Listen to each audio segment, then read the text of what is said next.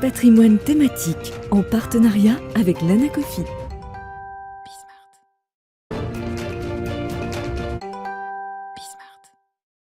Et nous commençons comme tous les lundis donc avec un patrimoine thématique consacré à la thématique immobilière. Et on va se demander ensemble comment les locataires, mais aussi les propriétaires, perçoivent les loyers d'une location. Et plus largement, quelles sont les craintes ou en tout cas les questionnements des propriétaires souhaitant mettre leurs biens en location. Pour en parler, nous avons le plaisir d'être en duplex avec Séverine Amat, porte-parole du groupe Se Loger. Bonjour Séverine Amat. Bonjour Nicolas. Bienvenue du coup dans cette émission en duplex. On va commencer par le point de vue des locataires, si vous le voulez bien, sur cette perception des loyers. Mais tout d'abord, en introduction, le marché locatif est souvent vu comme un marché de repli, un marché donc, qui concerne ceux qui ne peuvent pas acheter de biens immobiliers. Est-ce que c'est toujours le cas, Séverine Amat ?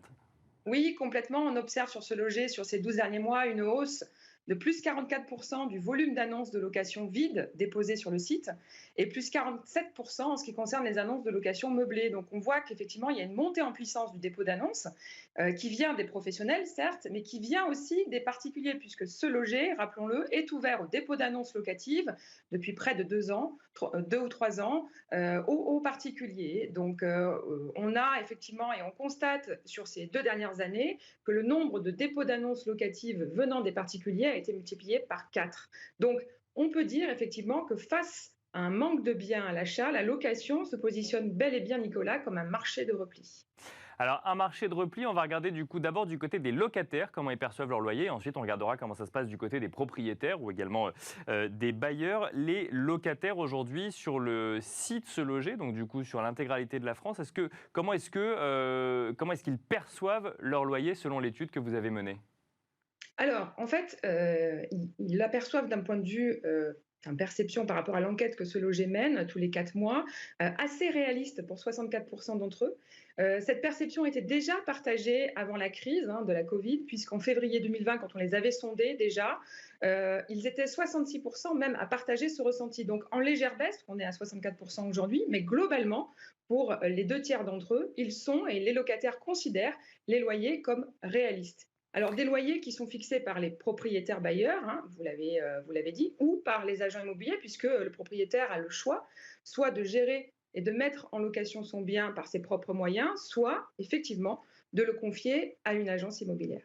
Alors, ils estiment que leur loyer est réaliste. Est-ce que c'est une réalité qui vaut partout en France ou il y a des régions où on estime que le loyer est trop élevé, par exemple ? Alors, ils sont un peu moins partagés sur cet avis en Île-de-France, puisqu'ils sont que 57% à considérer que les loyers sont réalistes. Mais il faut quand même garder à l'esprit que trouver un logement en Île-de-France est aussi assez compliqué, que ce soit à la location ou à l'achat. Donc, ils sont peut-être un peu moins exigeants. Même sur le marché francilien, même si ce chiffre est en deçà de la moyenne nationale estimée à 64%. Donc, les locataires, globalement, estiment qu'un loyer moyen de 708 € par mois, c'est quelque chose de complètement réaliste, en fait. Alors, ce loyer moyen que vous nous donnez de 708 € par mois, c'est un loyer moyen que vous avez calculé dans l'étude, c'est ça, c'est le loyer moyen en France aujourd'hui ? Oui. C'est le loyer moyen estimé par le baromètre des loyers Se Loger, qui est publié tous les mois et qui se base sur une superficie d'environ 50-55 mètres carrés. Donc, c'est la moyenne constatée nationalement, 708 € par mois. C'est ce que l'on constate sur Ce Loger. Et alors, toujours côté locataire, Séverine Amat, donc vous nous avez dit que la plupart effectivement des locataires considèrent que le loyer qu'ils payent tous les mois est un loyer réaliste. Pour autant, Oui. est-ce que dans la perception, ils s'attendent à une augmentation ou, qui sait, une diminution de leur loyer à venir ? Alors, ils s'attendent, et bailleurs et locataires, à effectivement être confrontés à une augmentation dans les 6 prochains mois, une augmentation des loyers. Alors, c'est la projection de la moitié des locataires, puisqu'ils sont 53% des sondés à estimer que les loyers progresseront dans les 6 prochains mois, et c'est plus D'accord. 12% en un an, donc c'est énorme. Et un tiers des bailleurs aussi, soit 35%, estiment aussi que les loyers vont augmenter. Et là, on est à plus 14 points par rapport à N-1. Donc, c'est quand même des chiffres qui sont extrêmement significatifs. Alors, c'est intéressant, c'est que finalement, côté propriétaire ou côté locataire, en fait, les deux s'attendent à ce que, ou en tout cas une partie de chacun d'entre eux, mais une partie conséquente s'attendent à ce que les loyers viennent à grimper. Du coup, si on regarde côté propriétaire d'un bien qu'on met en location, est-ce que ça veut dire que là, sur cette perception des loyers, on estime qu'on est à un niveau qui n'est pas suffisamment élevé aujourd'hui? C'est vraisemblable, c'est-à-dire qu'on a des propriétaires effectivement qui se disent qu'ils peuvent peut-être augmenter encore leur loyer. Mais attention, parce qu'on constate quand même sur ce loyer, je vous le disais en préambule, en introduction, on a une augmentation du dépôt d'annonces locatives. C'est-à-dire que, étant donné que le marché est un petit peu en tension, voire même extrêmement en tension sur certaines régions à l'achat, Mhm. il y a des propriétaires bailleurs qui reviennent avec des biens et qui les déposent à la location parce que c'est aussi un moyen économique d'avoir un revenu complémentaire. Donc, on est face à une montée en puissance de l'offre qui n'est pas forcément signe de baisse.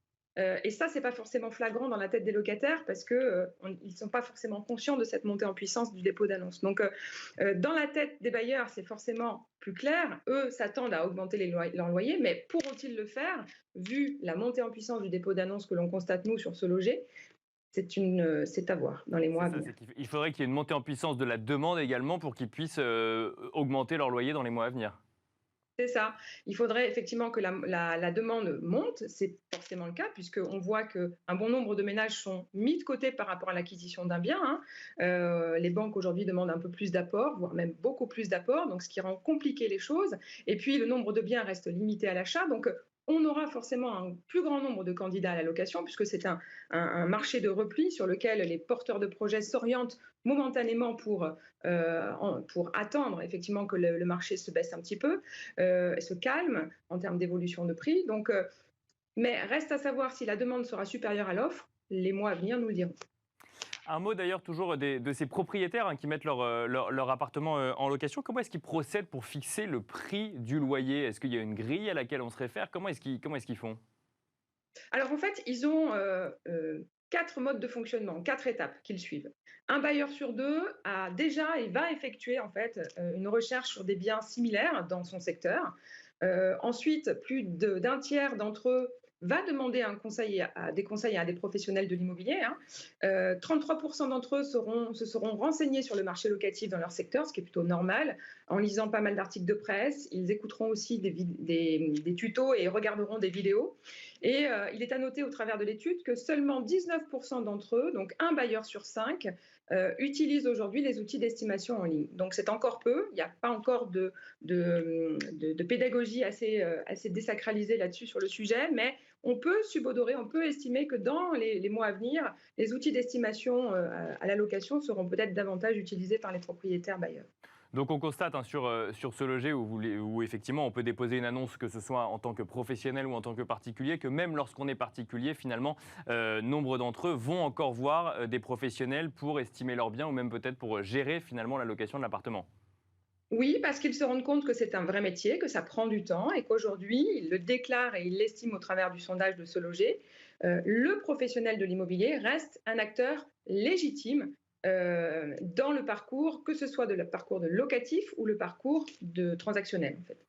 Et alors, plusieurs questionnements quand on est propriétaire d'un bien et qu'on veut le mettre à la location. La première, c'est le plafonnement pardon, ou l'encadrement des loyers. Quelle est la perception des propriétaires sur le sujet? Est-ce qu'ils voient ça comme une bonne chose, comme un indicateur, ou à l'inverse, comme un frein finalement à la mise en location de leurs biens? Alors clairement, Nicolas, il le voit comme un frein. Ils sont 42% à déclarer que l'encadrement des loyers ne sera pas profitable côté bailleur, ce qui est compréhensible. Donc, de ce côté-là, il ne plébiscite pas forcément l'encadrement des loyers plus que ça. Voilà. Ça, c'est Et ce qu'il déclare au travers de la dernière enquête. Et alors, autre crainte d'un propriétaire bailleur, crainte qu'on entend assez régulièrement, c'est cette protection du locataire et donc cette non-protection du propriétaire face à un risque d'impayé. Et un sujet d'autant plus d'actualité que nous venons de rentrer là depuis quelques jours dans la période de trêve hivernale. Est-ce que ça fait peur aux propriétaires, ça, concrètement, dans les chiffres, dans l'étude que vous menez, Séverine Amat? Oui, ça continue à faire peur quelque part parce qu'ils sont près de 3 bailleurs sur 10, donc 27% pour être précise, à déclarer avoir déjà été personnellement confrontés à des impayés.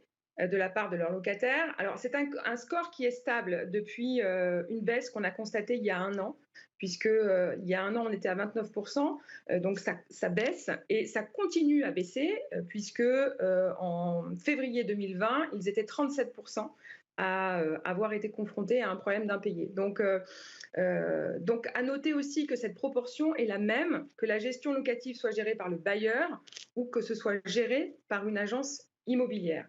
Alors, même si peu de problèmes d'impayés sont déclarés de la part de nos sondés, de nos propriétaires bailleurs, ça ne veut pas dire qu'ils ne sont pas forcément inquiets pour le paiement de leur mensualité. Pourquoi? Parce qu'on sait qu'en parallèle, 3 bailleurs sur 10 s'avouent quand même inquiets concernant le paiement de leur loyer de la part de leurs locataires. Alors, une inquiétude qui reste quand même, Nicolas, toute relative, puisqu'ils sont seulement 7% à se dire très inquiets, voire 21% à se dire plutôt inquiets. Donc, par rapport à ça et pour se prémunir de cette inquiétude, les propriétaires bailleurs, pour 60% d'entre eux, envisagent de se couvrir, et ils le font, en particulier avec la garantie loyer impayé, puisqu'ils sont 39% à la plébisciter.